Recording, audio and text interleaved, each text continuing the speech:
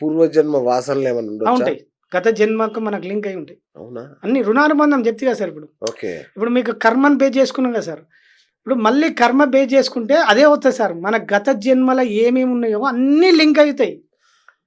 Sir ఇగో ఇక్కడ 3 అర్థం చేసుకోవాలి. జీవితంలో 3 ఉంటాయి సార్. జననం, మరణం, మోక్షం. ఓకే. జననం, మరణం, మోక్షం. ఈ 3గా సార్. అవును. జననం అంటే కార్యంలో ఉండడం మనిషి. కార్యం అంటే ఇప్పుడు సృష్టిలో ఇప్పుడు మనం జీవించి ఉన్నప్పుడు అంటే ఏదో కార్యంలో ఉంటాం కదా సార్. అవును. సృష్టి అనేది పెద్ద యజ్ఞం లాంటిది సార్. అవును. సృష్టి కార్యంలో ఉన్నాం. ఇప్పుడు నేను అనునిత్యం మీరు కార్యంలో ఉన్నారు, నేను కార్యంలో ఉన్నాను. సమస్త జీవ అంటే మొత్తం సిస్టమ్ అంతా ఒక కార్యంలో ఉన్నది. అవును. జీవరాశితో సహా Yes. అన్నీ ఒక కార్యంలో ఉన్నాయా లేవా? ఇది బాగా డెప్త్‌గా వెళ్ళాలి.